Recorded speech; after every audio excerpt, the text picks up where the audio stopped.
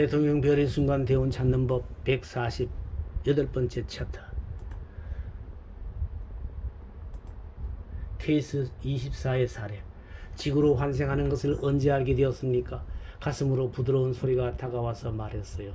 때가 다가온 것 같은데 그렇게 생각하지 않느냐고요. 누가 그런 말을 했나요? 나의 선생님이요. 때때로 선생님들은 우리들의 주의를 환기시키지요. 다시 환생할 준비가 되면 말입니다. 윤생을 끝낼 때까지 늘 지구로 되돌아갑니까? 아마 그렇지 않을 것입니다. 지구 외에 또 다른 세계가 있지요. 지구에서는 지구의 사람들이 어떻단 말입니까? 지구에서는 보다 적은 수의 사람들이 살게 될 것입니다. 인구 밀도가 작아질 것입니다. 확실한 것은 모르겠습니다만. 그때 당신은 어디에 있으리라고 생각됩니까? 명확하지는 않습니다만 어딘가 새로운 이주지가 있으리라 생각됩니다. 전생회기에서 반대되는 것은 미래 진행이다. 22세기가 끝날 무렵쯤 되면 지구의 인구가 현저하게 줄어들 것이라는 말을 하기도 하였다. 병든 토질과 대기의 변화 때문에 그렇게 된다는 것이었다.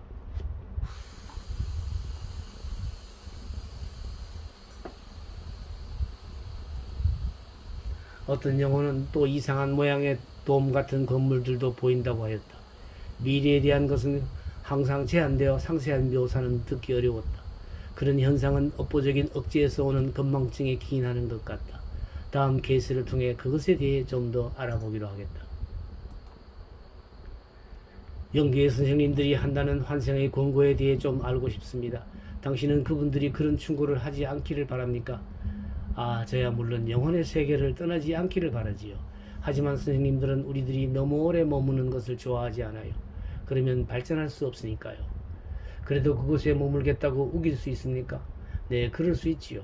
선생님들은 어질고 강요 같은 건 하지 않으니까요. 하지만 선생님들은 때가 오면 나름대로 알맞은 방법으로 권하고 장려합니다. 우리들은 준비가 다 되었을 때 환생을 결정합니다. 아무도 강요하는 사람은 없습니다.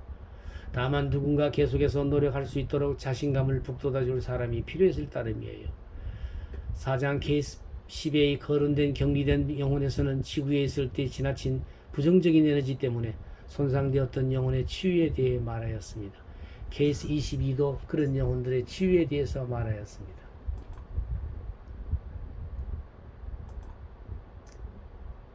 만약 안내자들이 권고하지 않는다면 영혼은 환생을 거부할 수 있습니까?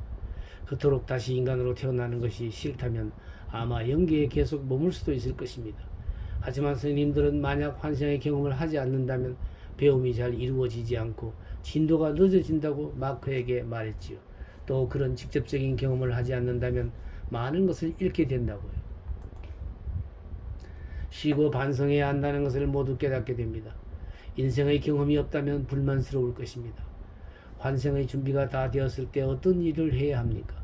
특별한 곳으로 가게 되지요. 일단 영혼의 환생이 결정되고 나면 다음에 할 일은 행선지를 정하는 것이다. 영혼은 어떤 인간으로 태어날 것인가 결정을 하기 전에 언제 어디로 갈 것인가 하는 것을 먼저 결정한다. 환생의 선택과 육체의 선택을 따로 나누어 설명하기로 한다.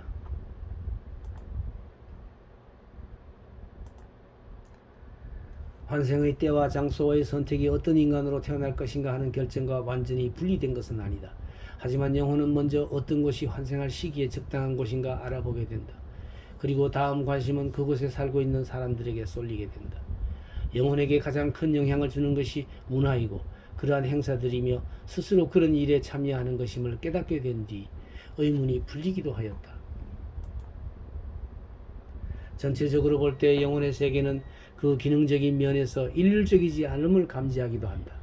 영계를 여행하는 영혼들은 모든 영혼들이 한결같이 영묘한 공기 같은 공간에 머무는 것을 본다. 하지만 그 공간들이 모두 동일한 작용을 하는 것은 아니다. 예컨대 영계로 되돌아오는 영혼들을 맞이하는 공간과 또 환생하려고 영계를 떠나는 영혼들이 머무는 공간은 대조를 이룰 것이다. 그 두 경우의 인생을 훑어보는 것이나 환생할 곳의 장면들을 보는 것은 비슷하지만 유사점은 거기서 끝난다. 돌아오는 영혼을 맞이하는 곳은 그들에게 편안한 느낌을 줄 수 있는 너무나 넓지 않는 아늑한 공간이라고 했다. 그러나 그래도 영혼들의 정신적 태도는 어느 정도 방어적이다. 그 이유는 떠나온 인생에 대한 미련 때문일 것이다. 그때 안내자들은 항상 적절한 도움을 준다. 반대로 영혼이 환생을 선택하는 곳으로 가면 그곳은 희망과 약속과 큰 기대를 예감하는 분위기에 쌓여 있다. 그곳에서 새로 맞을 인생을 검토하는 동안 영혼은 안내자의 도움 없이 혼자 서 있게 된다.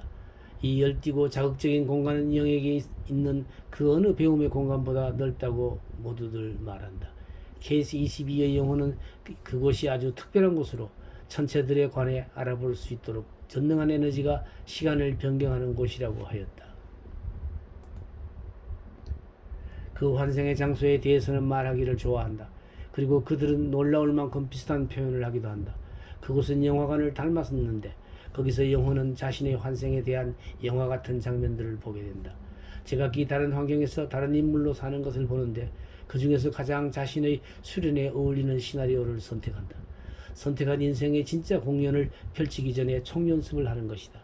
그에 관해 자세히 이야기를 듣기 위해 나는 한 남자 영혼의 케이스를 예를 들겠다. 그는 그런 도움을 받아 선택하는 데 익숙한 영혼이었다.